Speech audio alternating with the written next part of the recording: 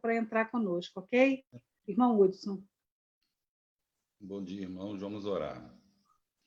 Senhor, nosso Deus, nosso Pai, é no nome de Jesus que nós elevamos a voz ao Senhor nesse momento. Meu Pai, muito obrigado pela noite que nós tivemos, que nós sabemos que o Senhor cuidava de nós, Senhor. Muito obrigado por tudo que o Senhor tem feito nas nossas vidas. Obrigado por acordar nessa manhã. Obrigado por esse dia que o Senhor nos dá, Senhor. Obrigado também pela oportunidade de estudar a Tua Palavra. Meu Deus, a Tua Palavra é vida para nós, Senhor. A Tua Palavra é luz para o nosso caminho. Meu Deus, que a Tua igreja se alicerce cada vez mais na Tua Palavra, Senhor.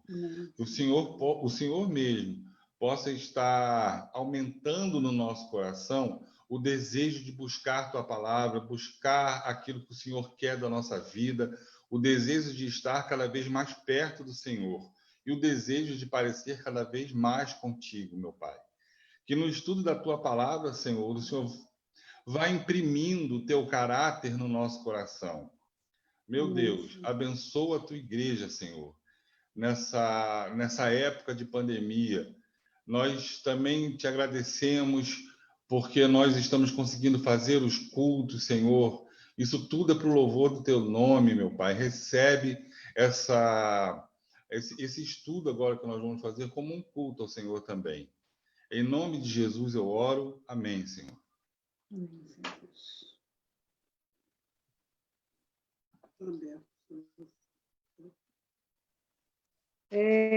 eu acho interessante a escola bíblica da juventude, que eles fazem o estudo assim, de uma maneira muito dinâmica, né? O tempo todo a gente vê que eles aprendem muito e vê que eles levam o estudo ali com muita alegria, né? E é muito bom a gente ver essa juventude aí toda participativa. Nós esperamos que o máximo possível de jovens esteja conosco aqui hoje, né? E os nossos estudos têm sido ótimos. Essa revista que acabou foi muito boa, né? Nos orientou muito, né? E eu acho que a gente hoje pode fechar com, assim, tirando dúvidas e aprendendo muito, né? É um assunto muito pertinente. E, de repente, a gente pode até pensar em, a cada final de trimestre, né, William, Hudson, nós fecharmos assim uma palavra de de um pastor, né, que tenha conhecimento assim bastante focado naquele assunto, né? De repente seria uma boa para nossa EBD, né? Irmão Wayne. Irmão Wayne. Oi. Está me ouvindo? Estou sim. Que às vezes a conexão está picotando um pouco, né? Tá. Eu separei um texto aqui, se os irmãos quiserem me acompanhar, por gentileza, Colossenses 2, capítulo 2, versículo de 6 a 8, que eu acredito que tem a relação aí com o nosso estudo de hoje. Só para a gente ler como devocional. Será que a Aline consegue colocar um hino para a gente ir ouvindo também, enquanto aguarda? Consigo, só me diz qual.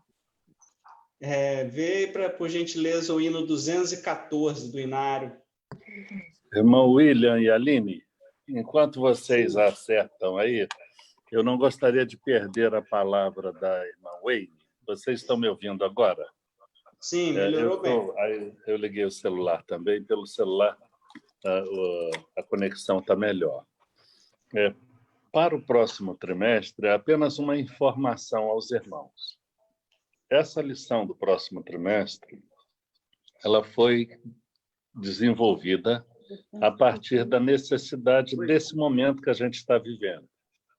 Então, 13 teólogos, pastores foram escolhidos para escrever, e são realmente pessoas, na nossa avaliação, bem preparadas, à exceção de quem escreveu a 12ª lição. Então, A Venância falou, sou eu, concordando. Ela está aqui do meu lado. Ó. Mas então... Ela é suspeita. E a gente vai gravar, cada escritor vai gravar 30 minutos de aula para, de repente, vai ser um vídeo, todos os escritores vão gravar 30 minutos de aula. Caso o professor queira fazer uso de parte da aula do autor, ele pode, de repente, conversar com o pessoal da técnica aí, dar um jeito de até aprofundar o assunto, caso queira fazer assim. Então, vai ser um recurso que estará na nossa EBAD, a Escola Batista à Distância. É um recurso a mais para auxiliar, inclusive, e como vai ficar disponível na internet lá, extrapola até essa questão de problemas de conexão e tudo, né? Eu peço desculpas aí pelo atraso do pastor Alonso. Eu acho que eu cometi um equívoco quando falei do horário. Eu acredito que eu falei com ele 10h30. Não sei se eu estou equivocado, se falei ou não, mas ele normalmente é um cara muito pontual. Ele não é de atrasar com nada.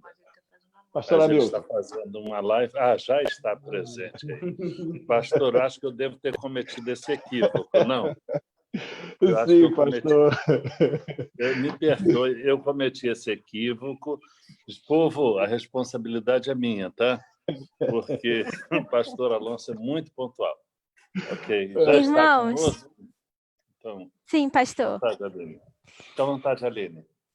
Nós vamos, então, gostaria de fazer a leitura bíblica conforme o irmão William sugeriu. Nós vamos fazer essa leitura bíblica e eu vou passar algumas instruções sobre como é que a gente vai fazer a nossa escola bíblica hoje, tá bom? Então, irmão William, pode fazer a leitura bíblica. Então, irmãos, Colossenses 2, os versículos de 6 a 8, que nós lemos já em lições anteriores aí, né? Diz assim: portanto, assim como vocês receberam Cristo Jesus, o Senhor, continuem a viver nele, enraizados e edificados nele, firmados na fé, como foram ensinados, transbordando de gratidão. Tenham cuidado para que ninguém os escravize a filosofias vãs e enganosas, que se fundamentam nas tradições humanas e nos princípios elementares deste mundo e não em Cristo. Amém. Amém. E o hino 214, se der tempo. A gente coloca no final, pode ser? Tá bom, então. Então, irmãos, eu vou passar algumas instruções, tá bom? A partir desse momento, né, como a gente fez na última quinta-feira, os irmãos não podem se desmutar sozinhos, né? Os irmãos precisam solicitar aí para a gente ter o melhor andamento da nossa reunião. O pastor Alonso, ele pediu para que as perguntas fossem feitas no final.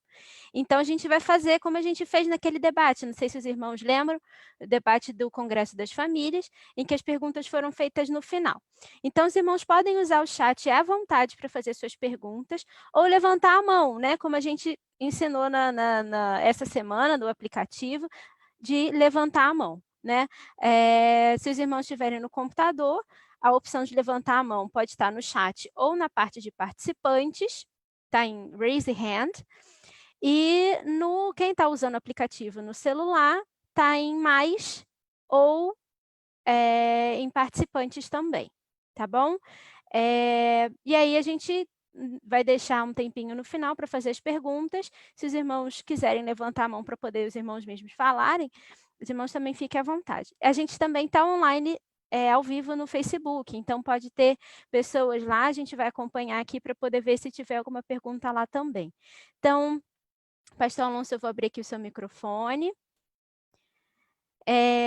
Só libera aí para o senhor poder falar.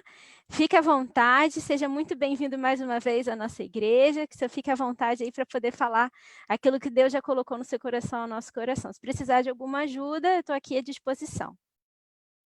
Obrigado, Aline. Muito bom dia a todos os irmãos. Que a graça e a paz do nosso Senhor e Salvador Jesus Cristo esteja com todos os irmãos nesta manhã abençoada. Estou vindo da lição da Escola Bíblica Dominical, uma lição maravilhosa, A Morte da Morte, nossa revista Palavra e Vida, uma lição muito poderosa para o nosso coração, nesses tempos de lives, saindo de uma live e entrando em outra live. Mas estamos nos sentimos muito honrados, sem dúvida alguma, de poder estar mais uma vez falando para os irmãos e um sentimento de muita responsabilidade para tratar de um tema tão sensível hoje no contexto que nós vivemos de sociedade. Agradeço a gentileza e a honra do convite, e aí o pastor Hamilton, sempre muito cortês e cordial, uma pessoa muito especial para todos nós, uma figura realmente que tem feito uma enorme diferença no nosso contexto de convenção, no nosso contexto fluminense. Ouço muito as pessoas, pastores e líderes do nosso estado dizerem sempre o seguinte: ainda bem que nós temos o pastor Hamilton, ainda bem que nós temos o pastor Hamilton. Como poderia estar a nossa convenção se não tivesse o pastor Hamilton? E eu sou uma dessas pessoas que falam isso. Então, nossa saudação, querido pastor, líder, nosso líder, pastor Hamilton Vargas. E a todos os irmãos, agradeço mais uma vez, irmã Weile, pela gentileza de sempre conosco, e também agradeço, irmã Aline. Eu solicitei a irmã Aline para ser mediadora, que ela fez muito bem o trabalho da outra vez. Então, eu pedi que ela fizesse novamente. Muito obrigado, irmã Aline, por estar disponível nesse tempo aí também. Meus irmãos, nós vamos falar nesta manhã sobre a teologia liberal e as consequências da teologia liberal no contexto das igrejas, as suas consequências, especialmente no aspecto missionário. Essa foi uma palestra que eu proferi na reunião do conselho da nossa convenção há um ano atrás, um ano e meio atrás, e surtiu algum efeito, sem dúvida, porque nós vivemos um contexto muito, muito parecido aqui, especialmente nos grandes centros, nas regiões metropolitanas. O liberalismo teológico é muito forte. No interior, ele é menos sentido, mas isso não quer dizer que não seja sentido, até porque as informações hoje chegam numa velocidade muito grande a todos os lugares, e a teologia liberal também faz parte desse contexto de proliferação de ideias. Ela está muito forte nos seminários, e o seminário é uma instituição extremamente estratégica, porque de lá estão formando as lideranças para as igrejas. Por isso, nós precisamos orar muito pelos seminários, orar muito pelas faculdades de teologia, porque são extremamente estratégicas e dali estão sendo formados os futuros pastores dos irmãos, os futuros pastores das igrejas, aqueles que serão os teólogos, ou que irão ensinar, e muitas vezes pode não ter muito compromisso com a palavra de Deus, e isso pode trazer muita dificuldade. Eu estudei, antes de as palavras preliminares, eu estudei durante 2 anos, como já disse para os irmãos da outra vez, minha graduação foi na FABERJ, então, uma faculdade do ponto de vista teológico conservadora, né? Faculdade da nossa convenção, Batista Fluminense, uma faculdade conservadora. Então, não tive tive acesso como questão de conhecimento, mas não tive acesso da exposição, muita exposição de ideias. Mas quando eu terminei a nossa faculdade ali, a graduação, eu fiz uma pós-graduação em filosofia da religião na Universidade Federal do Espírito Santo, em Vitória, no campus de Goiabeiras. E lá eu tive acesso aos principais expoentes da teologia liberal no contexto do Espírito Santo, mas lá também as pessoas tinham, por sua vez, eram muito próximas a expoentes da teologia liberal no Brasil. Engraçado que minhas convicções mais conservadoras, surgiram lá dentro do contexto mesmo do epicentro da teologia liberal, no contexto lá do Espírito Santo, do Estado do Espírito Santo, e foi a partir de lá que eu passei a ter mais convicções acerca da importância de ensinar a palavra de Deus e estar enraizado nesta palavra para não misturarmos conhecimentos humanos, que são ferramentas e em alguns momentos ajudam, mas não colocá-los em pé de igualdade com a palavra de Deus. Quando nós colocamos, esse é um dos grandes problemas do estudo secular, quando você quer aliar o estudo secular à palavra de Deus, e nem sempre isso vai ser possível. Eu quero deixar como texto base para o nosso estudo aqui, 2 Timóteo, capítulo 3, o verso de número 5.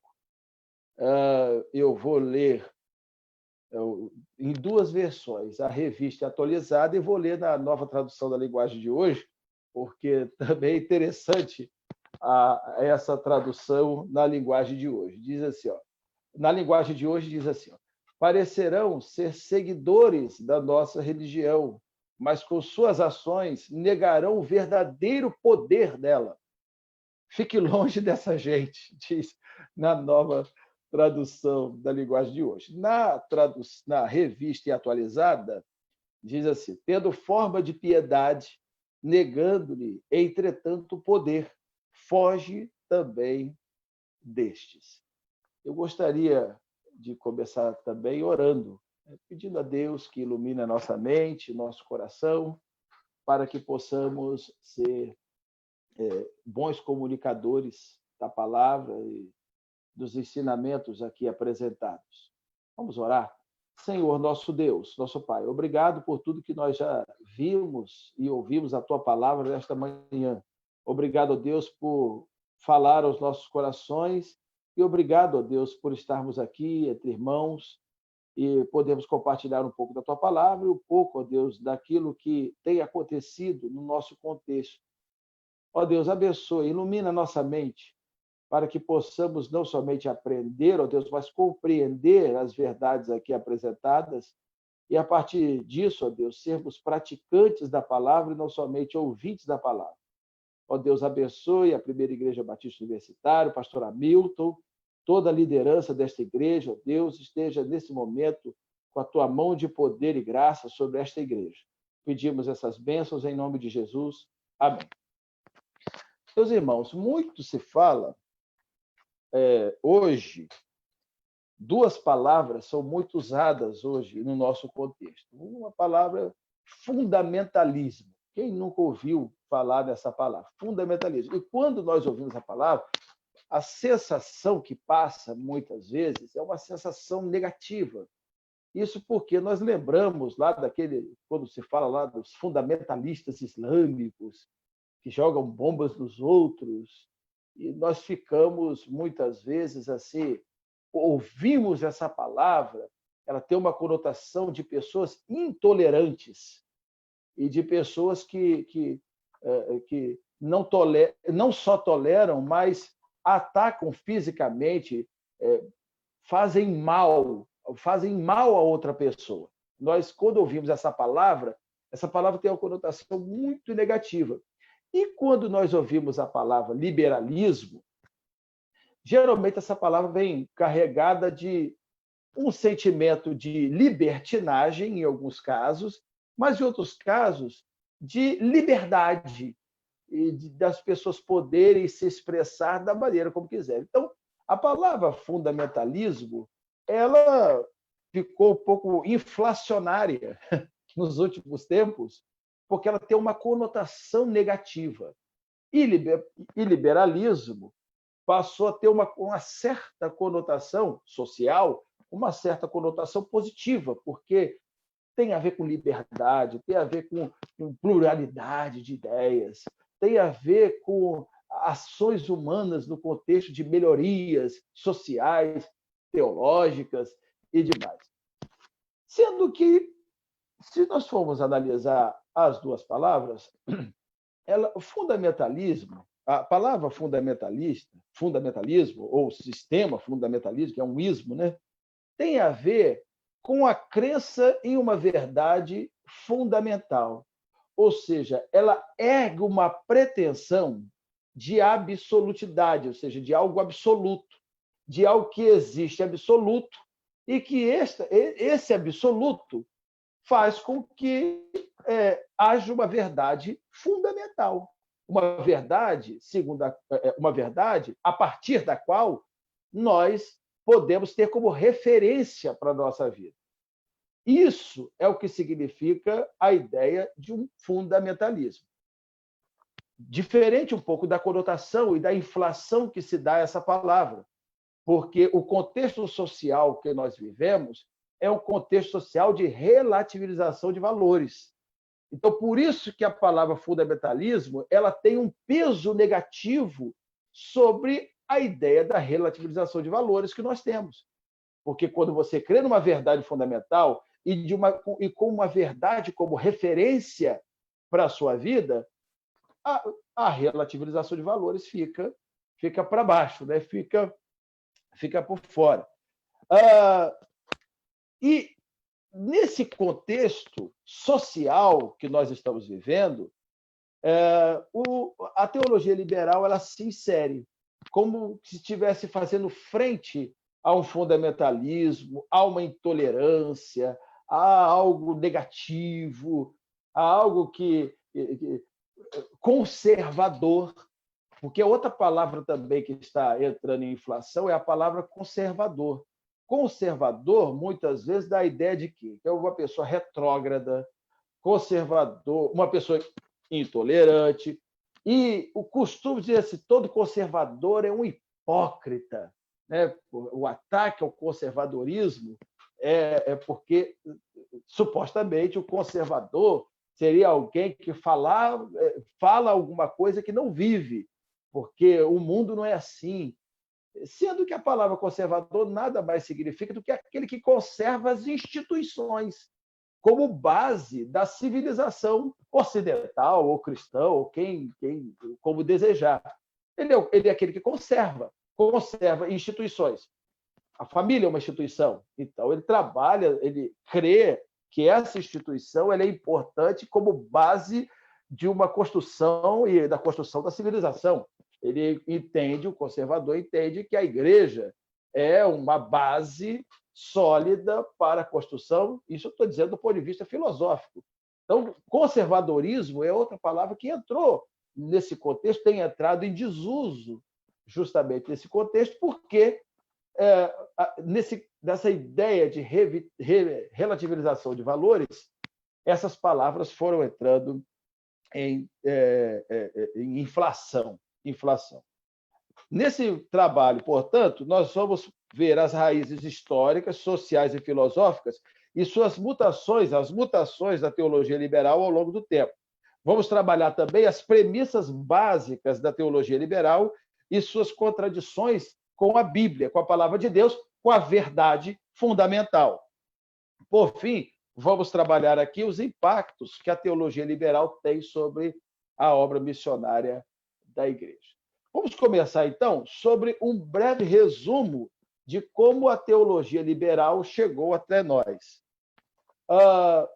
O início, ou de forma bem incipiente, o movimento teológico liberal surgiu para fazer frente ao fundamentalismo ortodoxo. A palavra ortodoxia significa correto, né? A doutrina correta. A palavra ortodoxia tem essa conotação.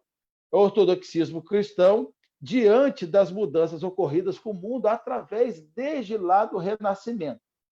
No Renascimento, surge um outro movimento muito forte. A partir do Renascimento, surge um outro movimento muito forte, chamado de Iluminismo. Todos vocês já devem ter ouvido falar nos livros de história em outro lugar, chamado de Iluminismo, ou o esclarecimento, a expressão kantiana do termo, o esclarecimento, o tempo do esclarecimento.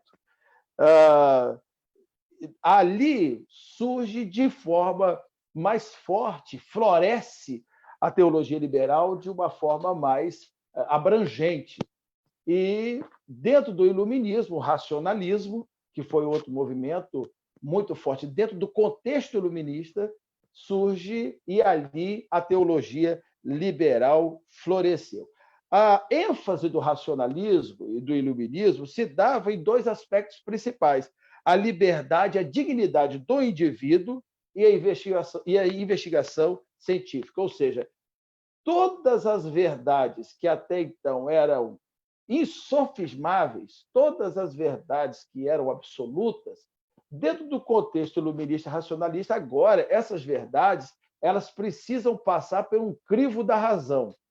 Se a razão humana entender como factível, como pelo menos intuitiva, através da investigação científica, agora essa doutrina ou essa verdade ela pode ser considerada como válida. E isso valia, inclusive, para a Bíblia, do ponto de vista teológico, isso valia, inclusive, para a Bíblia e para a religião cristã e para o cristianismo. Só que o racionalismo, o iluminismo, ele produziu uma coisa que alguns efeitos colaterais muito ruins. Evidentemente que ninguém é contra o uso da razão humana para avaliarmos o bom senso. A Bíblia ensina a usarmos o bom senso em todas as coisas da vida.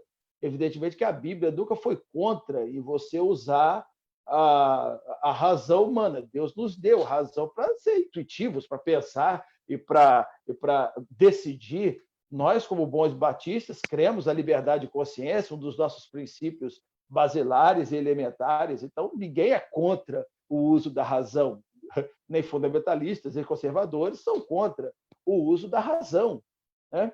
O problema do racionalismo do movimento iluminista, racionalista, foi justamente porque ele trouxe alguns efeitos colaterais, como, por exemplo, o declínio da espiritualidade, da confessionalidade, da devoção, trouxe a inclinação ao ateísmo, porque a razão ela tem um limite de compreensão. Em alguns momentos ela não vai compreender, e aí é onde entra a fé. As palavras de Kant expressam muito bem isso: tive que suprimir o saber para dar lugar à fé, porque em algum momento a sua razão é limitada, ela vai chegar até um limiar da fé, porém, a partir de lá, você não tem como mais raciocinar ou passar pelo crivo da razão determinadas expressões que são bíblicas. E como a Bíblia trata de questões de eternidade, você vai chegar um momento que você não tem como analisar tão somente à luz da razão, mas você precisa crer. Mas o iluminismo e o racionalismo ele trouxe esse declínio, além do declínio à espiritualidade, trouxe a inclinação ao ateísmo e um outro movimento que hoje é muito presente, inclusive até dentro do contexto cristão, que é o assim chamado universalismo. O que é o universalismo? O universalismo é a doutrina segundo a qual Deus, em seu infinito amor e bondade, não vai deixar ninguém ir para o inferno, porque um Deus de amor não vai permitir que as pessoas se percam no final. No final, ele vai dar um jeito e todo mundo vai ser salvo. Não estou falando isso de maneira pejorativa, mas é exatamente isso que o universalismo ele crê, de que há uma universalidade da salvação. Ora, nós podemos, a partir disso, começar a indagar se realmente isso diz respeito a uma verdade bíblica e às expressões de justiça de Deus, a teodiceia de Deus no contexto histórico da humanidade. Mas o iluminismo e o racionalismo trouxe esse contexto para a teologia cristã. Do racionalismo surgiu, ao final do século XVII, um outro movimento, uma outra doutrina, uma outra teologia chamada de deísmo, com D de dado. Deísmo. O que é o deísmo? O deísmo é a doutrina segundo a qual Deus é uma espécie, ele criou todas as coisas, ele fez tudo, porém é chamado na teologia da teoria do relojoeiro, né? Aquele que só deu a corda no relógio da história do universo. Ele deu a corda da história do universo e deixou, através de leis físicas, morais, químicas, que o próprio universo regesse a si mesmo. Essa é a doutrina, isso é a base do movimento e da doutrina deísta, que advém do iluminismo, do racionalismo. O deísmo, ela foi uma doutrina que ela é uma doutrina e é muito forte no nosso contexto e nos contextos teológicos, e especialmente da filosofia moral. Ele é muito forte, essa teoria de tentar conciliar a ação transcendente de Deus no mundo com as leis eternas, morais, universais. Quais são os aspectos do deísmo? Primeiro, a religião natural, ou seja, Deus ele é expresso através de ações na natureza. Essa natureza revela a natureza que nós vemos, as coisas que nós vemos, as maravilhas que nós vemos, revela um Deus, mas não um Deus imanente, ou seja, que age diretamente, que tem ali preocupação com a sua vida, mas um Deus transcendente que simplesmente deixou para você, para todos os membros da PIB Universitária, para todo mundo, leis e que você vai ser feliz seguindo elas, mas ele não tem ação direta para você. Ele é muito parecido com a ideia monoteísta de Aristóteles, do Deus de Aristóteles. Não adiantava orar ao Deus de Aristóteles. Não adiantava, porque era um motor imóvel, ele só dava lá a partida, mas as coisas iam seguindo o seu curso. E uma outra característica do deísmo é que o conhecimento dele, de Deus, é inato ao homem. O que isso significa? O conhecimento de Deus, todo homem, em qualquer situação e circunstância e época, ele tem um conhecimento de Deus. Ele tem um conhecimento inato de Deus. Ele não precisa da Bíblia, por exemplo, para revelar quem é Deus. E ele não precisa de Jesus, porque Jesus é uma representação religiosa. Mas todo ser humano tem o conhecimento de Deus inato, ou seja, dentro de si. Ele tem a ideia dentro de si. Isso é muito parecido, se assemelha muito com a ideia platônica de que a teoria do mestre interior, ou seja, que no interior, na razão que você encontra todas as respostas da vida. E um outro aspecto do deísmo é uma ideia de uma visão antropocêntrica da teologia. O que isso significa? Tirando de Deus o centro da teologia cristã, tirando da pessoa da Trindade, de Jesus Cristo, o centro da teologia cristã, e colocando no ser humano, no homem, o centro da teologia cristã. É uma visão antropocêntrica. E a partir disso, isso é muito importante para nós compreendermos os movimentos da teologia liberal. Os movimentos da teologia liberal. O movimento da superestimação ética, ou seja, do outro ser a extensão de Deus em mim.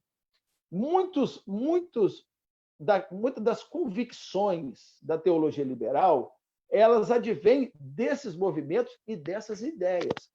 e justamente dessas ideias. Já no final do século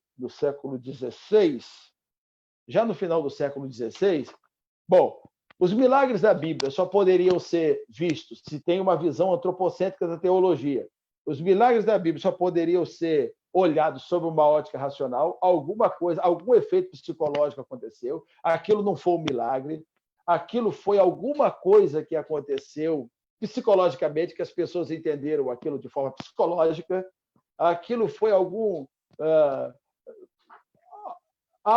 um fenômeno que aconteceu que eles não conseguiam identificar o que é e atribuiu ao milagre, mas, na verdade, nós entendemos hoje, a mente cientificista hoje não entende mais aquilo como um milagre, mas uma coisa extremamente natural e científica.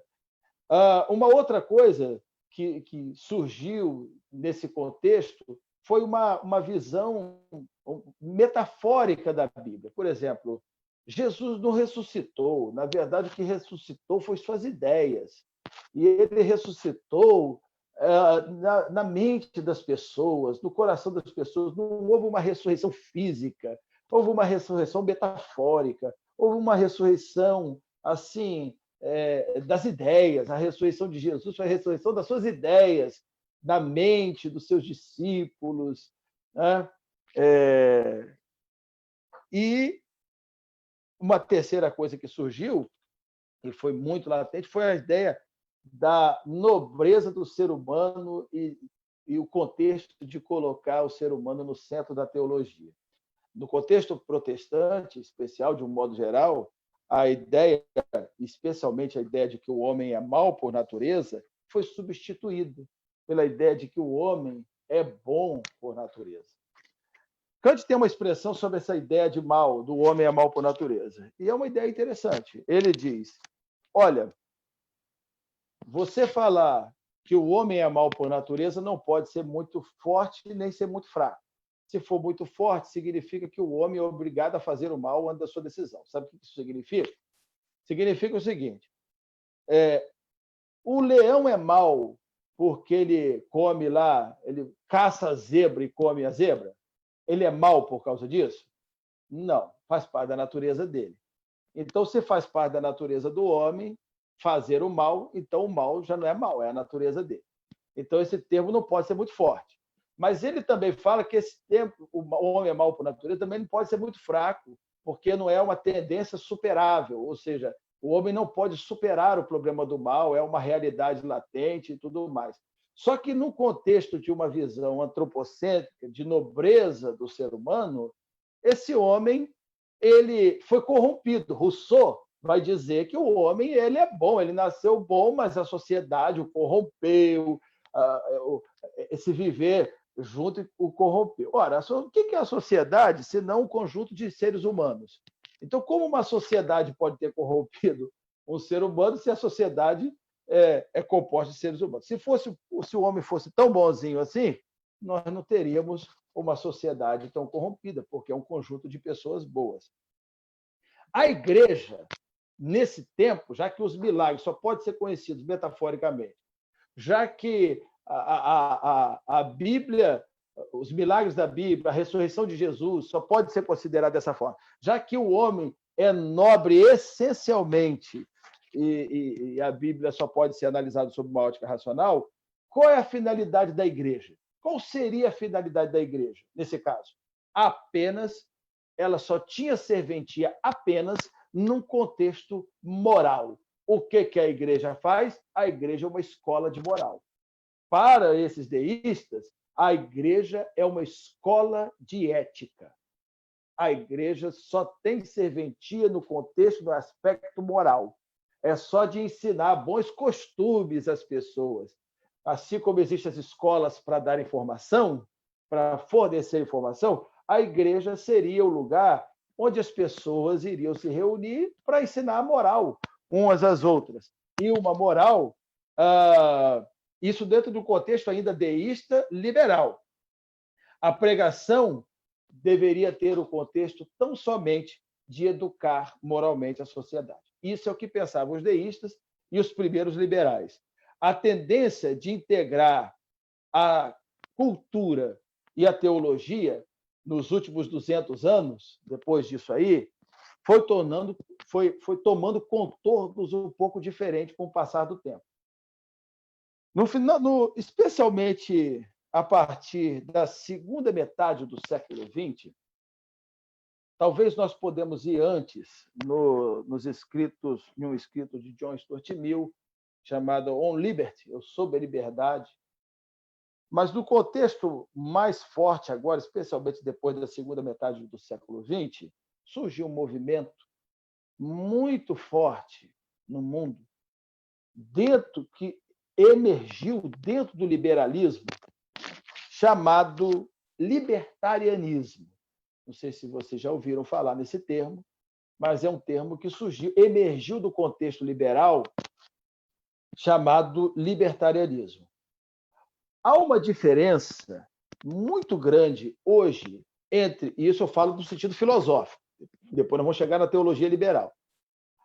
No sentido filosófico, hoje, há uma diferença muito grande entre os assim chamados liberais clássicos dos assim chamados libertários.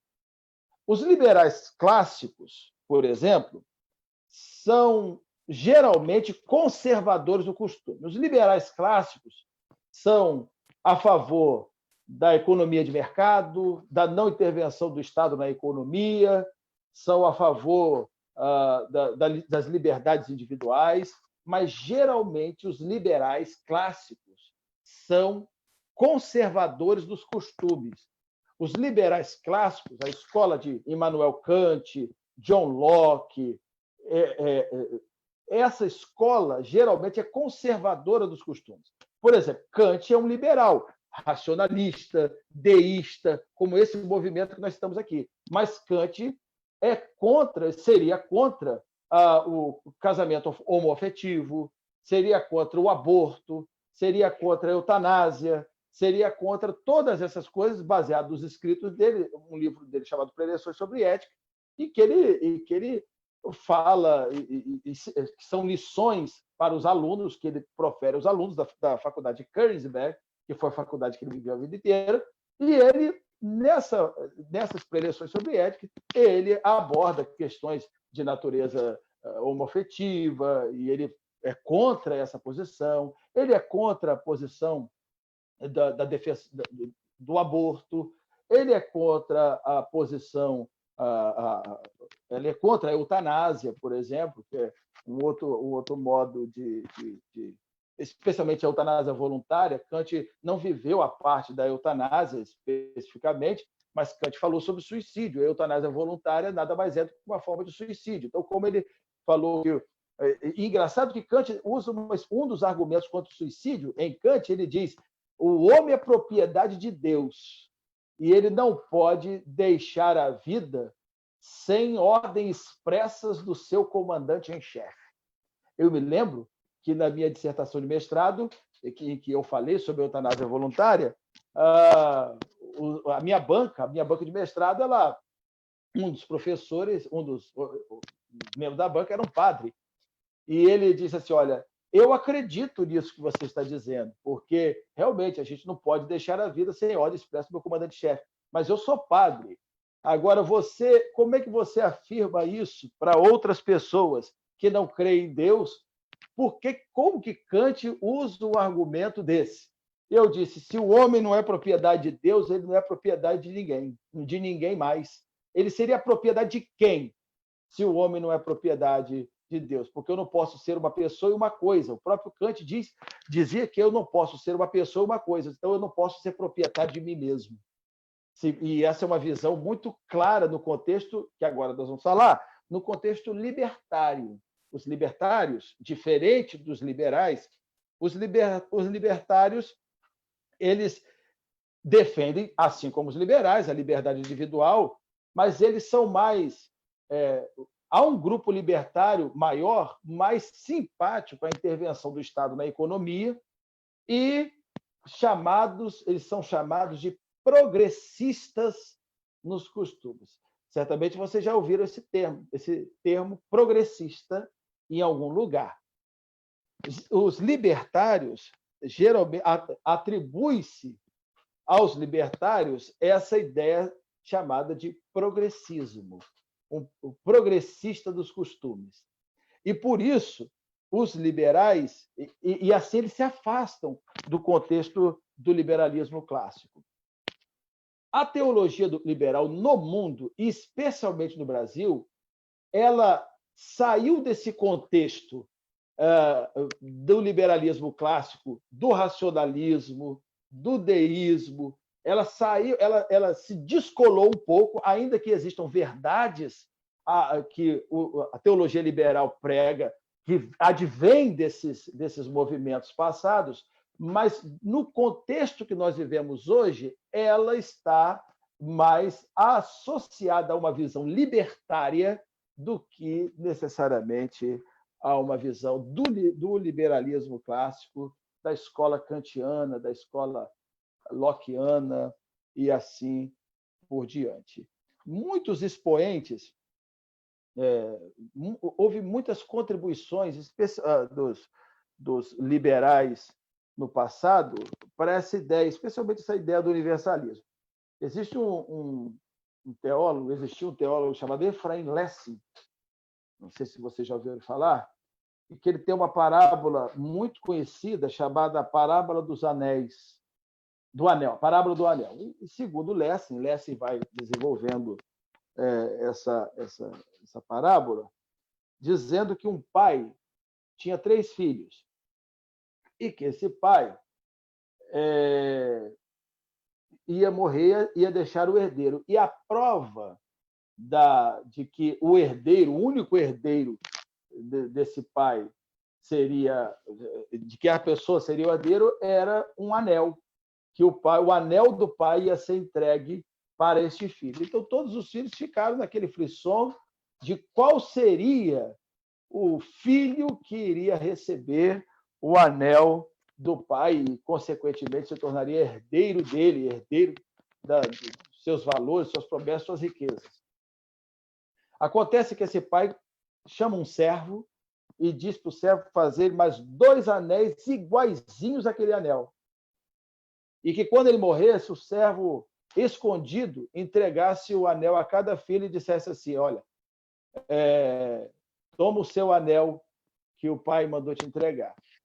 Quando o pai morreu, evidentemente, todo mundo reivindicou assim o direito de herdade da herança do pai, porque todo mundo tinha um anel. Todo mundo recebeu o anel e todos eles brigaram. E aí, o servo disse assim: as últimas palavras do pai de vocês foram: quem mais se parecer com o pai de vocês nas ações, no jeito, no modo, esse será o anel verdadeiro, e na mão, no dedo dele terá o anel verdadeiro. O que Lessing queria dizer com isso? Os 3 filhos eram as 3 principais religiões monoteístas do mundo: o judaísmo, o islamismo e o cristianismo. O anel era a herança espiritual da palavra de Deus, e quem recebesse esse anel e quem mais parecesse com Deus seria o herdeiro das suas promessas. Isso é claramente uma ideia universalista. Isso é apenas uma ilustração que eu estou dizendo para mostrar essa ideia universalista de que Deus está em todos os contextos religiosos e o conhecimento de Deus é inato ao homem. Geralmente, hoje, os teólogos liberais eles são progressistas nos costumes. Eles têm uma ideia no mínimo, tolerância, no sentido assim, de permissibilidade a questões, por exemplo, do casamento homoafetivo, do aborto, da eutanásia. Evidentemente que nós, como cristãos, cremos no contexto de uma verdade absoluta. Nós não cremos numa verdade relativizada. A Bíblia é verdade, e a Bíblia foi revelada por Deus. Então, isso é mais uma coisa que difere os liberais clássicos dos libertários de hoje e no contexto de uma teologia liberal que nós estamos envolvidos hoje, vemos hoje. No contexto liberal clássico, há uma ideia de uma moral absoluta. Kant entendia que havia uma moral absoluta. Locke entendia que havia uma moral absoluta. Para Kant, a moral absoluta estava enraizada na razão. Para Locke, a moral absoluta estava enraizada em Deus. Locke é mais explícito nesse sentido. Nós cremos numa moral absoluta porque cremos que a Bíblia é uma verdade absoluta. A gente não relativiza. E a Bíblia, ela é claramente contrária a algumas práticas que hoje são não somente aceitas dentro do contexto da teologia liberal. Eu estou analisando não com base em juízos de valores pessoais, mas com base na palavra, naquilo que a palavra diz, e que é clara nesse contexto. Se você olhar lá Romanos, o primeiro capítulo de Romanos, ela é clara quanto à questão da homoafetividade. E quanto à questão de não matarás, por exemplo, o mandamento que está lá, há um contexto liberal muito, muito comum, especialmente no sentido do Antigo Testamento, não compreender e falar assim, ou seja, o que eu quero dizer é o seguinte, tentar ser mais claro um pouco assim no pensamento, é de que é justamente essa ideia de universalidade, porque o que vocês estão com a Bíblia, eu estou com Jesus. A Bíblia tem um monte de coisa que está errada. A Bíblia tem um monte de coisa que não se usa mais. A Bíblia tem um monte de coisa. Olha, a Bíblia é um livro, é um conteúdo verdadeiro. E conquanto que ela narra historicamente a evolução social, moral, espiritual, que começa lá do povo de Deus desde a sua criação, ela não é um livro, ela é um conteúdo. É um livro, evidentemente, mas é um conteúdo como palavra de Deus e sua uniformidade. É essa a ideia. E como nós vivemos uma ideia de relativização de valores, a Bíblia se torna mais um valor, e não o valor absoluto que rege e que deve reger as nossas vidas. Uma coisa importante aqui é o seguinte, e que nós vamos entrar agora, já falamos do sentido histórico dos liberais, né, de como surgiu todo esse movimento para chegar até nós. Já falamos dessa divisão entre os liberais clássicos e os libertários, e a teologia liberal no mundo, e especialmente no Brasil, também não é muito diferente. E vamos falar agora sobre os que pensam os teólogos liberais em relação às doutrinas fundamentais da fé cristã. Antes de começar e entrar nesse tópico, eu preciso dizer o seguinte: o discurso da teologia liberal, ele é muito, especialmente para o nosso contexto, ele é muito palatável, ele agrada uma parcela muito grande da sociedade. Justamente por causa dessa ideia de que, porque, querendo ou não, a mensagem cristã, ela é aquilo que John Stott falou, né? Ela é uma contracultura. Em algum momento você vai chocar. E nós vivemos um mundo de princípios e valores, de um politicamente correto, em que esse politicamente correto é justamente é o resultado dessa ideia de relativização de valores e de princípios. E quando você chega numa mente jovem, idealista, que acredita nesse tipo, seja em qualquer lugar, tá? Inclusive nos cursos de teologia e tudo mais, ele é um discurso palatável. Por quê? Porque se ergue uma pretensão de racionalidade, e isso é a herança do liberalismo, de como isso tudo começou. Ergue-se uma pretensão de fraternidade. Olha, quem não quer ser fraterno com todo mundo? Quem não quer viver um ambiente de fraternidade com todas as pessoas? Todo mundo quer, eu quero, todo mundo quer.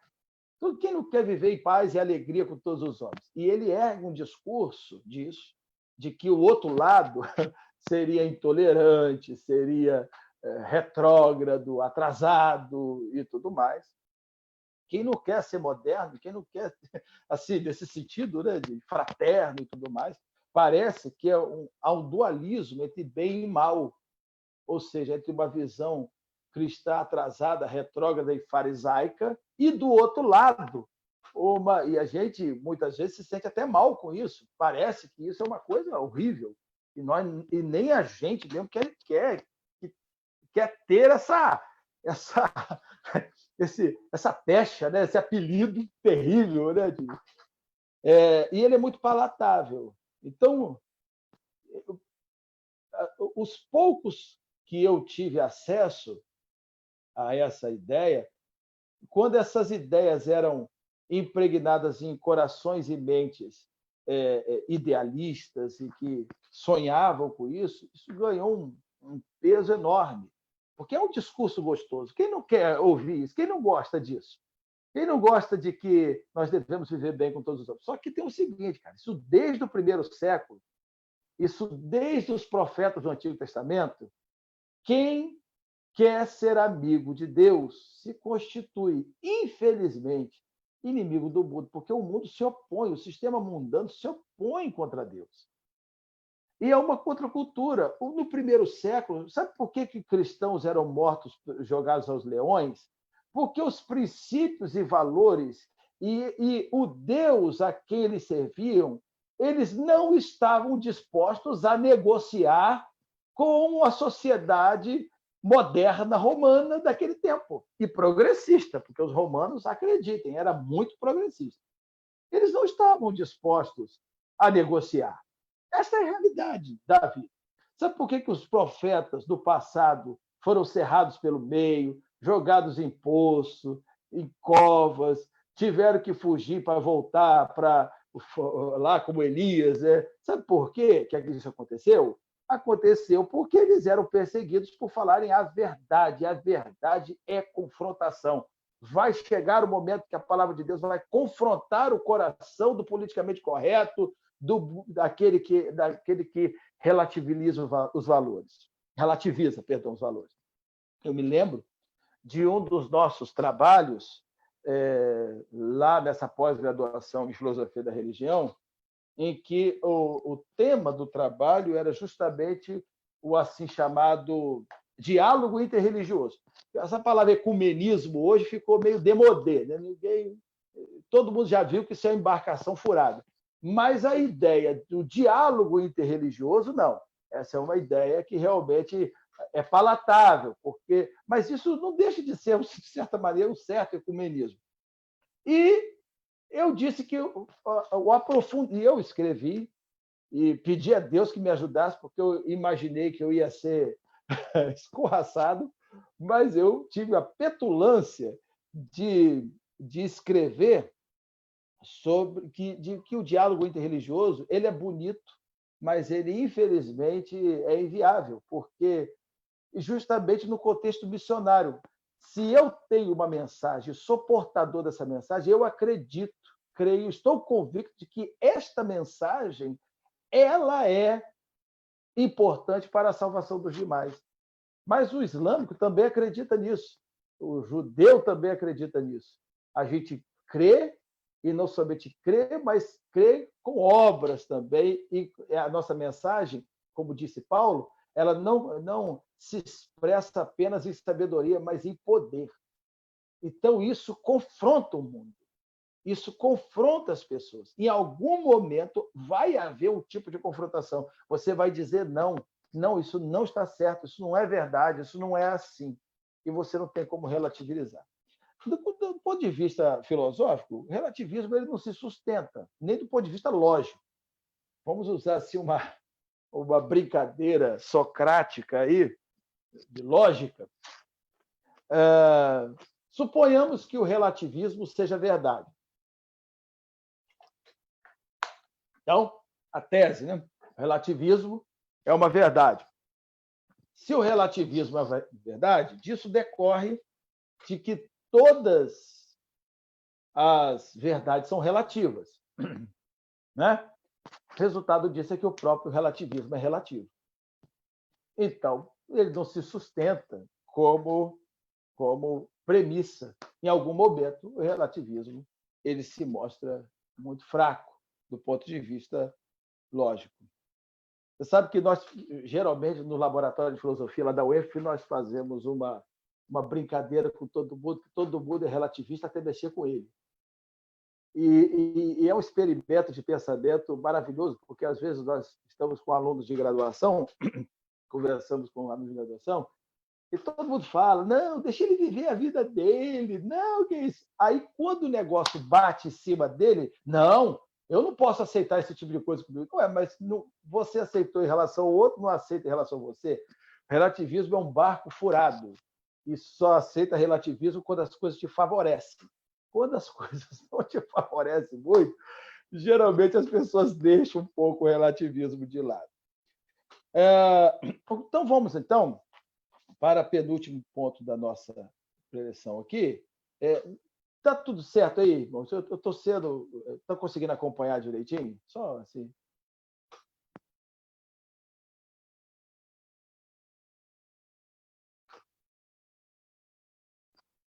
Beleza? Então, vamos lá.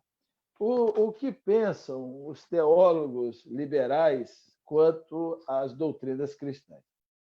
A primeira é justamente questionar a validade da ortodoxia cristã, já falamos aqui o que significa a expressão ortodoxia, né? E comparar as verdades bíblicas à luz de outras ciências humanas. Isso vale aqui um conceito.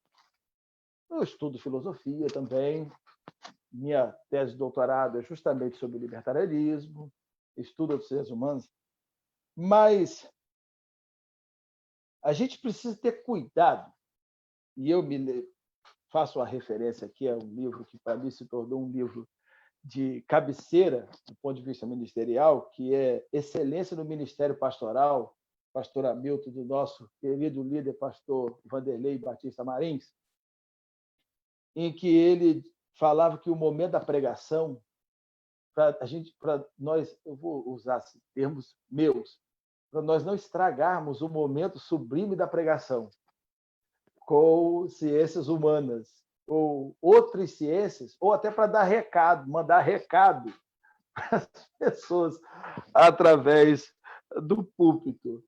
É muito comum hoje em dia a gente querer usar, querer expressar um conhecimento, às vezes, e deixar de pregar a Bíblia, a palavra de Deus, e uma vez que já estamos adquirindo outros conhecimentos humanos, querer associá-los e colocá-los como verdades absolutas também. A gente não pode deixar a primazia da palavra de Deus na nossa vida. Ela é uma verdade fundamental para nós. A gente não pode deixar... Olha, todos os outros campos de ciências humanas, elas são úteis e válidas em algum momento da nossa vida. É importante estudar, conhecer, é importante, isso é importante para a nossa vida. Mas ela não assume o mesmo grau de importância na nossa vida que a palavra de Deus. Não pode assumir o mesmo grau de importância na nossa vida do que a palavra do Senhor. A palavra do Senhor é dali que surgem todas as outras ciências. A palavra do Senhor é dali que surgem todas as concepções da nossa vida. E entenda, ciência, hoje em dia, ainda mais com esse negócio de coronavírus aí, nós temos que passar a ciência. Toda ciência tem como base alguma crença no início. Nenhum cientista começa uma pesquisa sem acreditar que determinado remédio, que determinada pesquisa, que determinado caminho vai chegar primeiro, vai chegar àquela conclusão.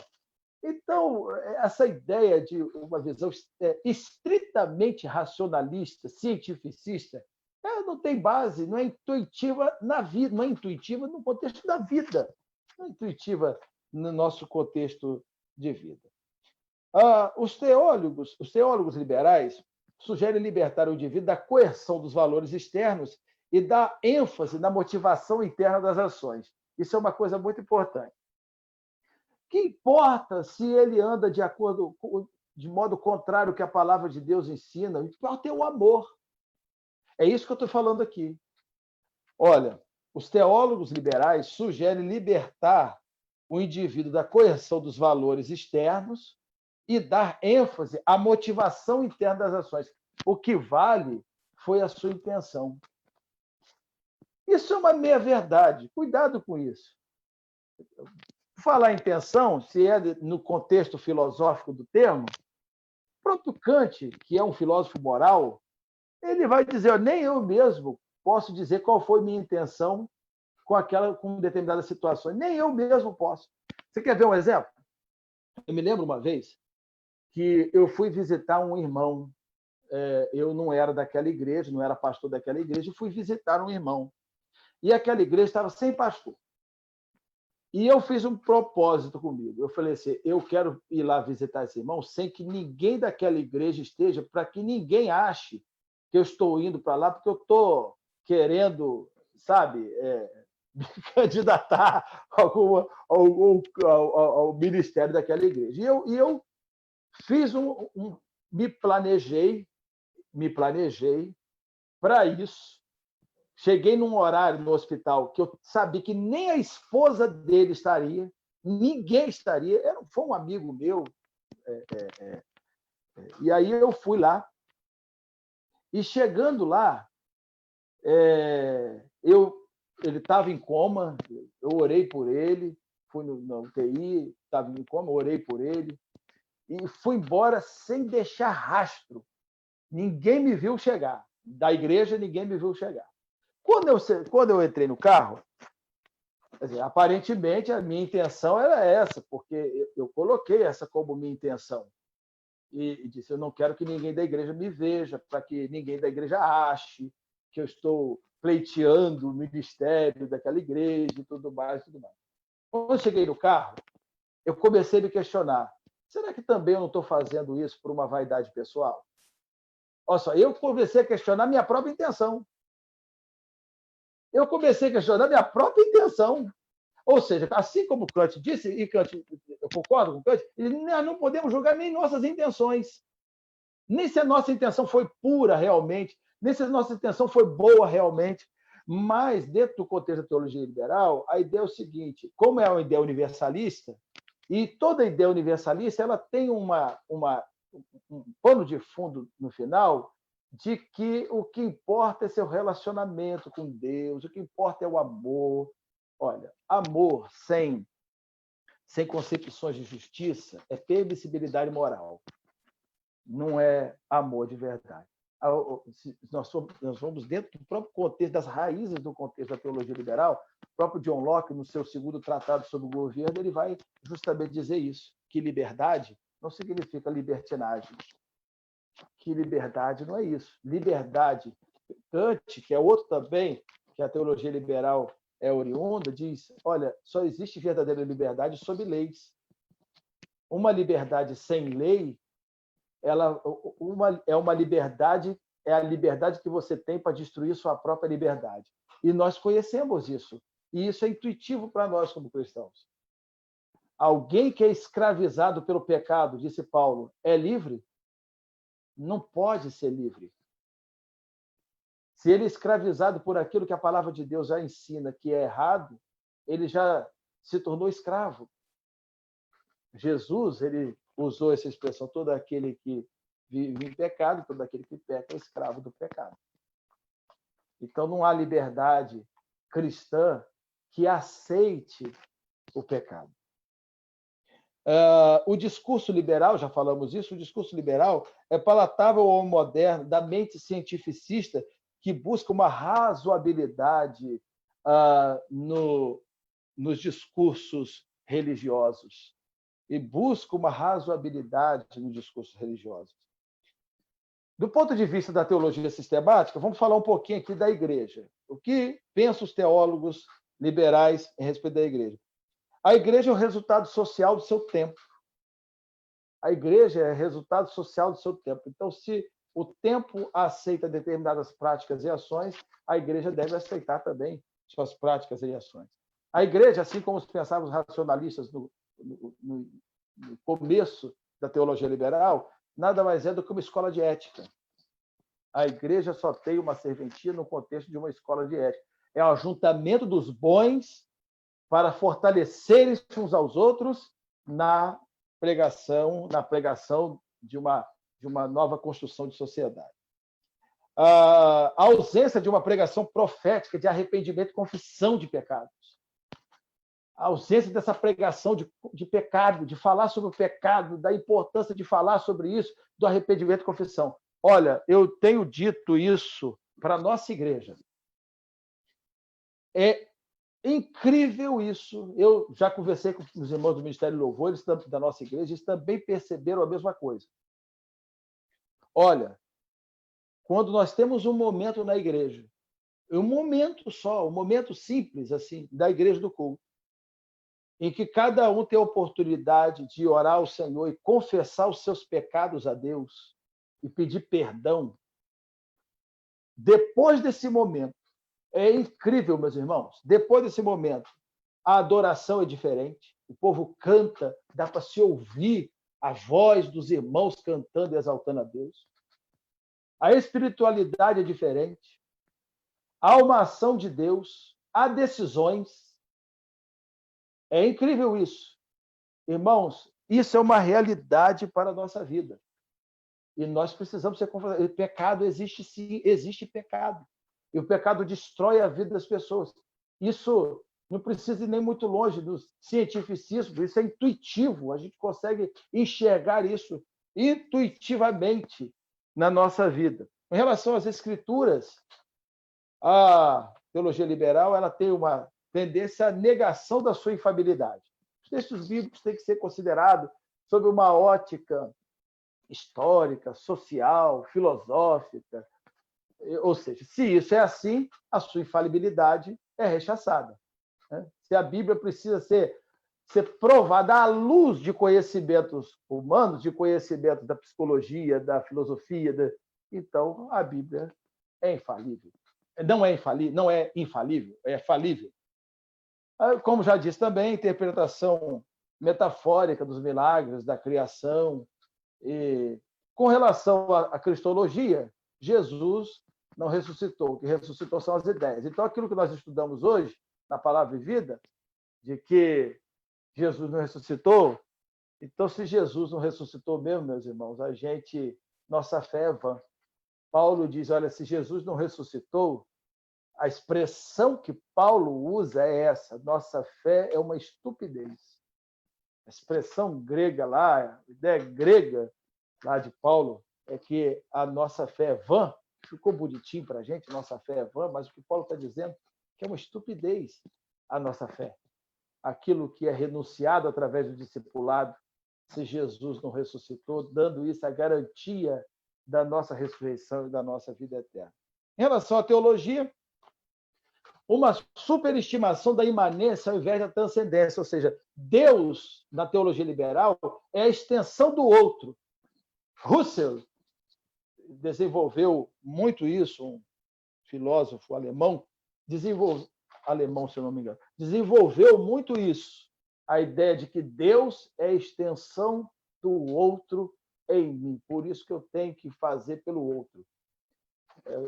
Porque Deus é a extensão do outro em mim. Isso é uma exacerbação da ideia imanente. E isso distancia da ideia da teologia liberal, especialmente no contexto do deísmo, que é o contrário. No deísmo, é a superestimação da transcendência em relação à imanente. Deus não age diretamente no mundo, mas ele deu lá a corda do relógio e cada um de nós que cuide da nossa vida e siga essas leis que foram estabelecidas. A ideia de que a natureza humana é boa, de que o homem é bom por natureza, que se distancia dentro do contexto da teologia cristã, de que o homem é naturalmente mau. E a relativização das questões inerentes à fé cristã. Você crê isso porque você... Aí tem sempre uma ideia social. Você crê nisso porque você foi criado, ou seja, tem sempre um contexto social para relativizar a sua ideia de fé. A superestimação da ética, portanto, uma superestimação da ética, tem sido salutar para o avanço missionário? Bom, se você tem que pregar a palavra, pregar o arrependimento e a confissão dentro desse contexto, por questão de princípio, você, um teólogo liberal, não tem ardor missionário, não tem um ardor missionário, né? Por questão de princípio. Né? A teologia liberal com o seu universalismo, com o seu relativismo de valores, ela mina o aspecto missionário das igrejas. Não é sem razão que na Europa está tudo destruído. Do ponto de vista, a Europa, onde teve os grandes avivamentos, onde teve os teólogos que nos abençoaram muito, onde teve os grandes avivamentos, hoje as igrejas são museus justamente por causa de que a teologia liberal, esse contexto da teologia liberal, minou o ardor missionário que chegou até nós, esse ardor missionário na Europa, nos Estados Unidos, que chegou até nós, que nós tivemos acesso a essa palavra, tudo isso tem sido minado. E por isso eu volto a dizer da importância de vocês orarem pelos seminários. Ore pela FABERJ, ore pelos seminários que estão formando esses obreiros, porque se esses obreiros não tiverem compromisso com o ardor missionário, com o ardor do compromisso com as Escrituras, da visão pastoral de reino de Deus e da necessidade de arrependimento, da pregação profética de arrependimento e de confissão dos pecados, irmãos, as igrejas vão ser destruídas, irmãos, vão enfraquecer. Igrejas operosas são enfraquecidas por causa disso, porque é uma questão de princípio, não é uma questão de vamos destruir tudo. Não é isso. É uma questão, no contexto da teologia liberal, é uma questão puramente de princípio. São os princípios que vão movendo e de forma que a igreja, que o ardor missionário, o aspecto missionário, tanto das igrejas, e perigosamente quanto dos seminários, porque de lá que surgem os líderes, vão sendo minados nesse contexto. Quando nós assumimos a FABERJ, e aqui já estou caminhando para o final dessa minha parte, quando assumi a FABERJ, eu percebi que havia uma simpatia em alguns professores dessa visão. Não que eram assim, mas havia uma simpatia. E nós estabelecemos um limite nesse contexto e falamos, o eixo do nosso seminário da Faculdade dos Batistas Fluminenses é bíblico, pastoral e missionário. Bíblico, pastoral e missionário. O pastor precisa amar a palavra de Deus como inerrante e como verdade para a sua vida. O pastor precisa ser pastor, amar a igreja de Cristo, cuidar dela, zelar por ela em todos os sentidos. E o pastor tem que ser e deve ser, aqueles formados aqui devem ser pessoas que são apaixonados pela obra missionária. Assim, temos desenvolvido o trabalho e temos trabalhado dessa forma em nossa faculdade. Meus irmãos, é isso. Que Deus abençoe todos os irmãos e, mais uma vez, agradeço a oportunidade aí. E as quantas perguntas, se eu souber responder, eu digo sei. Se eu não souber, eu ainda não sei. Pastor, muito obrigada pela sua presença aqui com a gente hoje, mais uma vez. Eu reforço esse agradecimento porque enriquece, né, a sua participação aqui com a gente.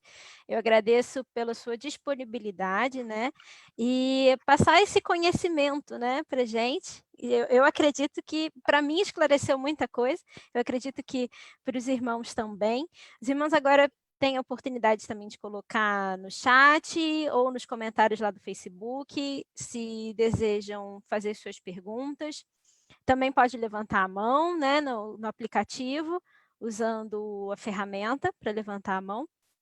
Eu queria fazer, não sei se é um comentário ou uma pergunta, justamente sobre o que o senhor falou com relação aos seminários, né, os seminários teológicos. Porque eu vi um contexto surgindo, né, de muitas faculdades ou universidades que oferecem um curso de teologia com a total ação do MEC, né, do Ministério da Educação, e que nesse contexto muitas, eu não sei, mas talvez não haja o compromisso da questão do batista, né, das nossas convicções, e o quanto isso pode ser prejudicial para a gente. Existe isso porque não existindo compromisso com a nossa doutrina, né? Pode haver, não, tudo bem, a gente precisa falar sobre todas as religiões e contextualizar, e aí relativiza, isso existe, como é que isso, o senhor vê isso no nosso contexto atual? Olha, um dos grandes equívocos em relação a essa questão, a FABERJ é reconhecida pelo MEC, o curso de teologia é reconhecido. Um dos grandes equívocos que nós percebemos nessa questão é que o MEC ele não é um avaliador de conteúdo, ele é um avaliador de forma. O que ele avalia? Por exemplo, você envia os documentos para o MEC, quando tem todo o pedido de reconhecimento, você envia os seus documentos. Quais são os documentos? Plano de desenvolvimento institucional, o projeto político-pedagógico. Assim, dentro desse contexto, você vê que o MEC avalia a forma. Se lá você diz que o eixo pedagógico do seu curso é bíblico, pastoral e missionário, o MEC, tá bom, eu vou avaliar aí agora para ver se é isso mesmo. O MEC vai lá e diz, bom, você diz aqui no seu documento que o eixo pedagógico da faculdade é bíblico, pastoral e missionário. Aí eu vou ver sua biblioteca. A sua biblioteca mostra através dos livros que é isso mesmo? A sua matriz curricular, ela diz que é isso que está... Ou seja, ela avalia o seu documento e se você está fazendo o que você prometeu no documento. Então, o MEC ele é um avaliador de forma, mas não um avaliador de conteúdo. Isso é uma coisa que é muito bom ficar clara, porque aí, sim, outras faculdades não têm esse compromisso e fazem de acordo com o seu projeto, o seu plano de desenvolvimento institucional, o seu projeto político-pedagógico, né? O seu projeto de desenvolvimento, o seu projeto político institucional também, que são outros documentos.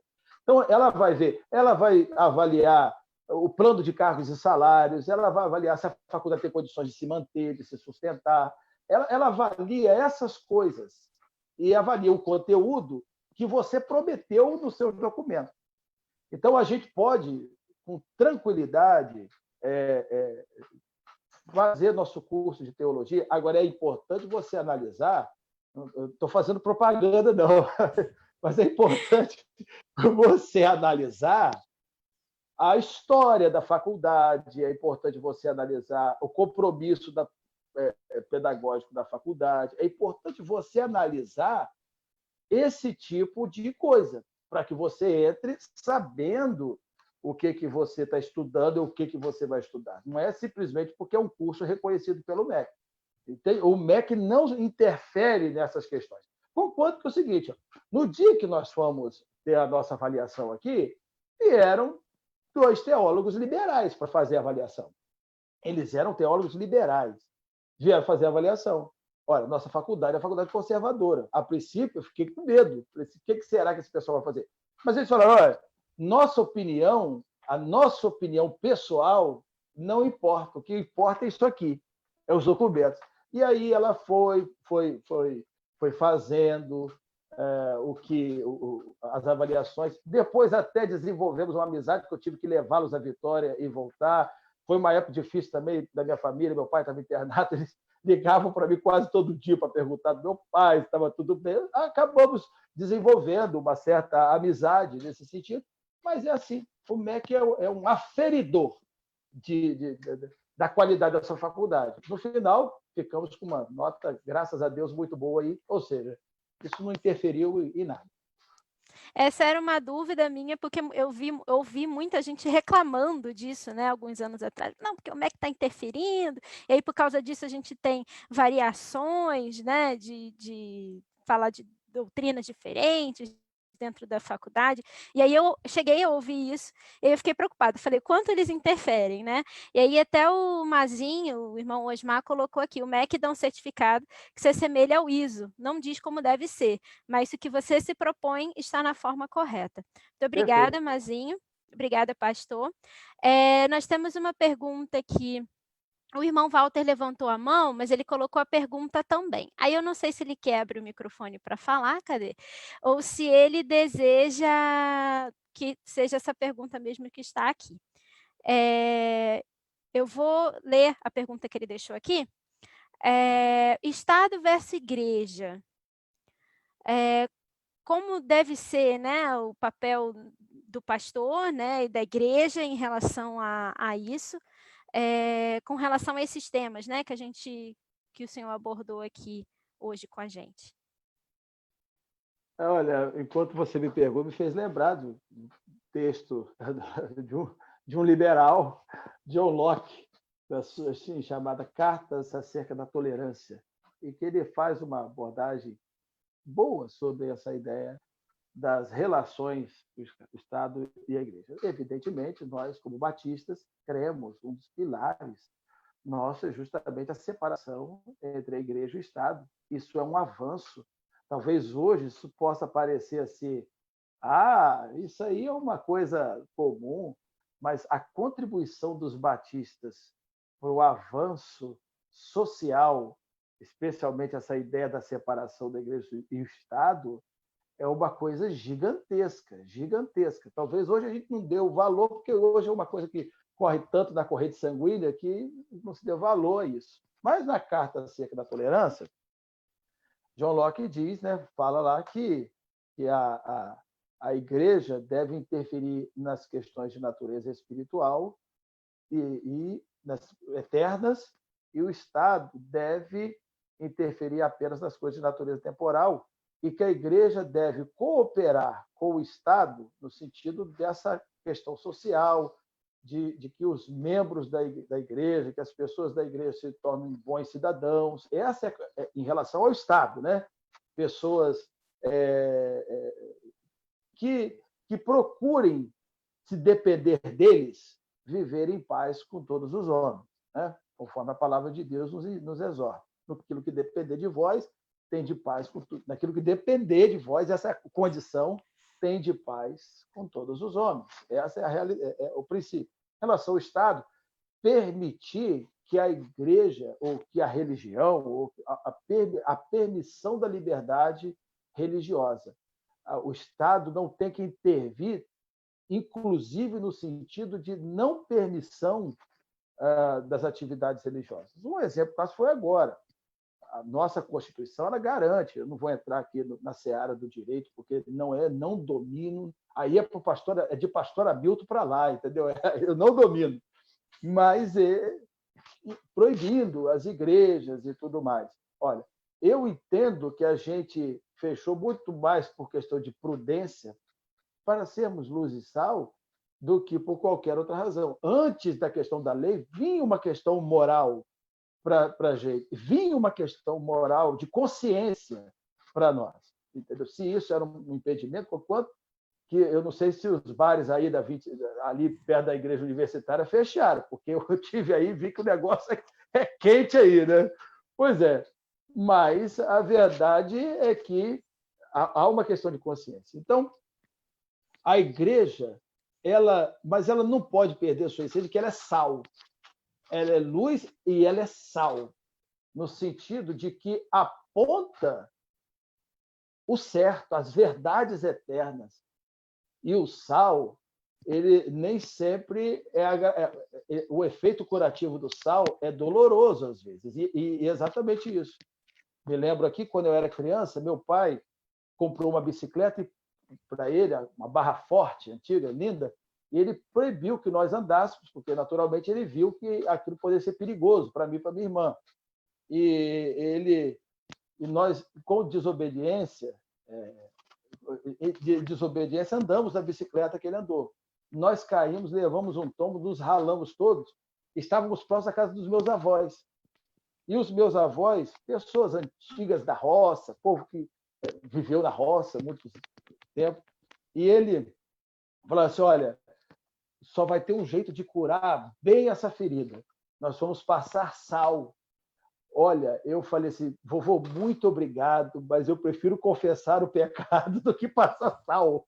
Porque lá a mamãe vai cuidar de mim, vai passar outra pomada lá. Mas ele dá a melhor das intenções, porque ele sabe dos efeitos curativos do sal. E a igreja é sal. E ela precisa também falar a verdade, né? E ser a verdade. E, às vezes, se paga um preço por isso, né? Amei essa ideia essa explicação sobre o sal, gostei mesmo. O pastor Milton traz uma pergunta aqui, igreja inclusiva, entre aspas, o que é e qual o seu vínculo com o liberalismo? É muito profundo o vínculo com o liberalismo. A ideia da igreja inclusiva, aquela ideia segundo a qual a igreja não deve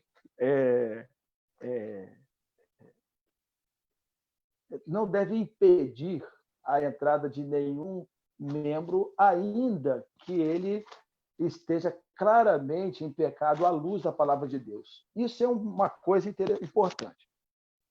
As pessoas costumam dizer o seguinte, mas nessa igreja eu não posso entrar porque eu sou assim, mas essa igreja aí tem pecado disso, tem pecado disso, tem pecado daquilo, tem pecado daquilo outro.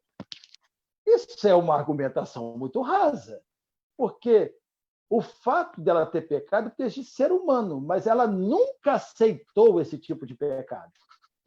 As pessoas acham que a igreja aceita o pecado. Ela não aceita. As pessoas são pecadoras, mas a igreja nunca aceitou nenhum tipo de pecado. As pessoas, às vezes, no meu primeiro ministério, eu ia fazer evangelismo, era um lugar no interior, primeira igreja batista em Travessão de Barra, em São Francisco de Tabapuana, uma igreja que nós amamos muito, temos muito carinho por ela, mas eu chegava lá para fazer evangelismo, aí uma pessoa falava assim, pastor, eu não vou para a sua igreja porque fulano de tal está lá e faz isso, isso e isso. Eu falei assim, olha, ele nunca aprendeu isso na igreja. Se ele faz isso e isso, é por conta dele, não é por conta da igreja. No púlpito da igreja ele nunca aprendeu isso, os irmãos da escola bíblica dominical nunca falaram isso, ninguém nunca ensinou ele a fazer nada disso. E você precisa de Jesus, porque ele está um pouquinho melhor que você, que ele está buscando Jesus. E você está aí. Então você está pior que ele, porque ele ainda está lá nessa situação, mas está buscando a Deus e está tentando se consertar. É esta a questão. E aí nós voltamos à ideia do arrependimento e confissão de pecados, que não é falado.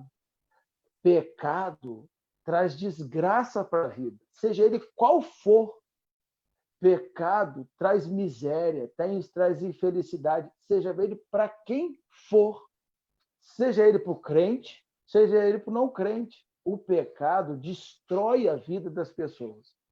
Inclusividade, no sentido de que todos merecem ouvir a palavra de salvação, sim. Inclusividade, no sentido de que as pessoas podem vir da maneira que quiserem e serem crentes da maneira que acharem por bem, isso é relativismo de valores. Isso é contrário àquilo que a palavra de Deus assim diz. Nós temos duas mãos levantadas aqui, uma do pastor Hamilton. Não sei se o pastor Hamilton vai querer falar, tendo feito a pergunta. Quer falar, pastor? E depois o irmão William também quer falar. O pastor Hamilton, você vai querer que eu abra qual tela, qual microfone aqui para o senhor poder falar? Esse aqui, tá bom. Deixa eu abrir aqui. Ativar, é isso aqui. Estão me ouvindo agora? Sim. Aqui em casa está com muita instabilidade. Querido, é uma colocação dentro da pergunta do irmão Walter, que é uma pergunta relevante. Relação da igreja com o Estado. Existe uma relação em que, normalmente, nós, crentes, de modo geral, todas as denominações reconhecemos as autoridades e temos a orientação de obedecer às autoridades. Mas existe um limite para isso. E quando a autoridade invade uma área que ela não deveria invadir, Vou dar exemplo prático. Vivi uma experiência num casamento que eu fui surpreendido com a entrada de padrinhos, homens de mãos dadas. Eram os padrinhos, era um casal, entre aspas, homoafetivo. E é uma situação que é um susto. Eu transpirei, mas a gente teve que segurar e, obviamente, vamos tratar as pessoas com amor, com respeito. A pessoa tem a liberdade de escolher o que quiser ser. E a gente tem o dever de amar essas pessoas. Eu me lembro de uma resposta que foi dada por um pastor num debate, num dos programas de televisão da principal emissora, e foi perguntado a ele, mas se o seu filho fosse, eu o amaria mais ainda. Eu não deixaria de amar nenhum milímetro além daquilo que a Bíblia me ensina. A gente aceita as pessoas, mas continua reprovando o pecado. Aí, relação Estado com a igreja. Silas Malafaia não fechou o templo, não fechou, e entrou na justiça e ganhou o direito naquela questão, porque é garantia constitucional, é cláusula pétrea. A gente tem o direito de, mas por prudência, a gente fecha do mesmo jeito que ele acabou fechando. E o Estado pode nos multar, nos processar e gerar muito dano.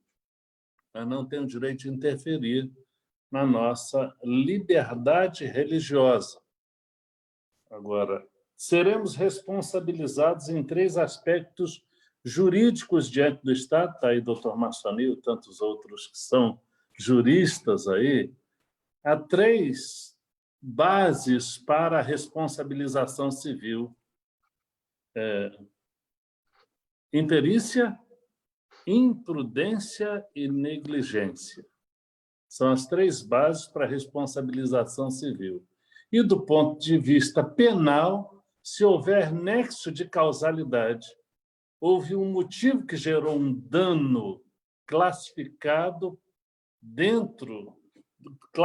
positivamente dentro do direito positivado, que é o Código Penal, a pessoa vai responder também. A igreja não desrespeita, mas imagine, de repente, já houve o STF, não foi por origem legítima do processo legislativo, o STF simplesmente reconheceu o direito à união homoafetiva, que algumas pessoas chamam de casamento. Não é casamento e jamais será, na forma como existe, como está aprovado, mas a tendência natural que se torne. Imagine agora, isso aí é reflexo do liberalismo através da ideia universalista, que o irmão explicou muito bem. Como fica a igreja se, de repente, chega um par pedindo para se casar? Qual é a sua opinião? Em relação a isso, obviamente, eu sei, mas para a gente ampliar aí o debate, só para a questão de debate, para a gente considerar essa situação. No aspecto jurídico, eu sei que eu posso, outra hora, falar sobre isso com a igreja, mas vamos lá. Pastor, nós devemos ser amigos, e como disse o senhor muito bem, nós devemos amar as pessoas, temos que ter consideração em relação às pessoas, mas nós cremos numa verdade fundamental e somos salvos. Eu não ia permitir, pastor, eu pagaria o preço que fosse pagar, o senhor já me disse, já deu essa aula, como eu disse, a questão do direito, o senhor, eu não domino essa questão jurídica, mas como ela me dá amparos nesse tempo, é melhor você pagar um preço, mas você ter consciência tranquila, consciência cristã. E falo isso com base no nosso próprio corpo de doutrina, que é a liberdade de consciência, tão cara para nós batistas, e que a gente precisa voltar Mas essa ideia. Dois princípios, pastor Hamilton e demais irmãos, que nós precisamos voltar. A ideia do contexto dos nossos princípios batistas, voltar ao debate sobre eles, e um deles é justamente os limites da liberdade da consciência, aonde vai a liberdade da consciência. E o segundo é a ideia dos deveres para conosco, o dever que um ser humano tem para consigo mesmo. Isso tem sido deixado de lado. Talvez não tenha sido deixado de lado no contexto de igreja, mas tem sido deixado de lado no nosso contexto. Os deveres que nós devemos ter com relação ao nosso corpo, os deveres que nós devemos ter com relação à nossa própria vida, os deveres que nós devemos ter conosco, porque muitas vezes se pensa em dever com relação a uma terceira pessoa, a outra pessoa.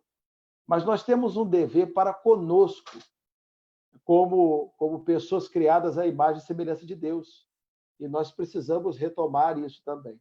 E dentre os deveres que nós temos para conosco, justamente é a questão da liberdade de consciência. A gente deve ser amigo de todos, mas mais amigo da verdade, nesse contexto aí. Obrigada, pastor. Irmão William, deixa eu abrir o microfone do irmão William aqui para ele fazer a sua pergunta. Só isso. Pode falar, irmão William.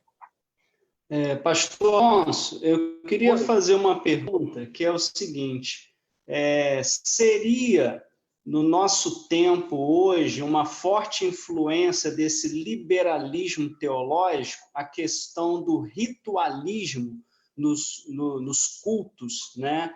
Nas igrejas cristãs, que a gente eu acredito que essa nossa abordagem, nossa conversa hoje surgiu a partir da lição 10 aí da nossa sequência de lições sobre a vida de Paulo, né, nas heresias, né? Então, essa questão do ritual, que assim seria um retorno às práticas dos cultos cerimoniais do Antigo Testamento, e que se tenta trazer isso de volta hoje em muitas igrejas, né? Tipo assim, na sua igreja é uma igreja fria, sua igreja, o povo não bate palma, o povo não dá umas aleluia, o povo não sobe o monte, não tem uma fogueira santa lá no momento do culto. Seria isso, pastor, uma forte influência desse liberalismo teológico para os nossos dias? Olha, o contexto de culto, eu faço parte de uma igreja conservadora, sou pastor de uma igreja conservadora aqui em Campos.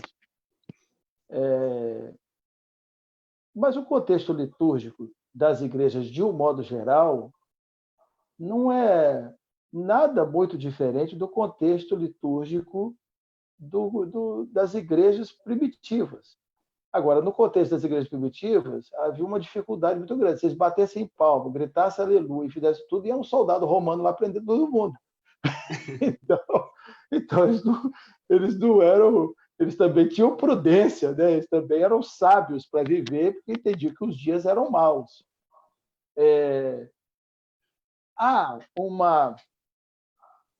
Geralmente se bate nessa questão litúrgica, porque se você vai bater no contexto dogmático, ou seja, no contexto dos elementos centrais da fé, você não vai conseguir convencer o oponente, porque o oponente ele está muito fundamentado e convicto daquilo que ele crê. Então, você vai atacar suas práticas. A melhor maneira de você vencer o adversário é ridicularizá-lo. Você começa o ridicularizando. Golias tentou fazer isso com Davi, atacar o aspecto psicológico dele, né? Ridicularizando. O ritualismo frio, sem mudança e transformação de vida, evidentemente que ele é vazio. Eu acho que isso é um ponto comum. Ninguém precisa dizer que se você... Mas o caminho, aí que está, o caminho para um avivamento, no contexto de uma teologia liberal, é a aceitação e a universalidade. O caminho, dentro de um contexto conservador, é arrependimento e confissão. É isso que causa um avivamento. É isso que tira esse aspecto ritualista e causa um verdadeiro avivamento no seio da igreja. O caminho, ou seja, o ritualismo, tanto para um contexto conservador quanto para o contexto liberal é ruim, é hipócrita, é perverso. Só que o caminho para a superação do ritualismo há um diferente caminho, uma diferente proposta. A proposta é que nós devemos ser inclusivos, isso no contexto da teologia liberal. No contexto mais conservador, você deve se arrepender dos seus pecados, confessar os pecados ao Senhor, e isso gera palavra de Deus, oração, isso gera um verdadeiro avivamento espiritual. O caminho para percorrer, para superar o ritualismo, seria esse. Não sei se eu respondi a sua pergunta. Sim. Ok. Bom, se os irmãos ainda tiverem alguma pergunta a ser feita, os irmãos podem fazer no chat ou levantar a mão. No momento, nós não temos nenhuma pergunta, nem no Facebook também ninguém se manifestou com pergunta. Nós temos a presença acredito que seja a sua igreja, pastor, que está participando com a gente no Facebook. Meu povo amado! Tem várias pessoas aqui falando que são da igreja de Veracruz. Sim, meu estão povo participando amado. com a gente. E muito obrigada pela presença de vocês aqui com a gente. É assim, um prazer recebê-los aqui, né? na nossa casa, recebê-los na nossa casa. Muito obrigada. Virtual. Pois é, graças a Deus. A gente tem essa possibilidade nesse momento, né? Assim, apesar de nós estarmos isolados, nós estarmos, né, passando por esse momento tão difícil, nós temos essa oportunidade. Deus está nos dando essa oportunidade de estarmos juntos, né? Mesmo que separados. Então, eu quero agradecer ao pastor pela sua presença aqui mais uma vez. Nós não temos mais nenhuma pergunta. Nós temos uma sugestão de um debate para falar sobre sincretismo religioso.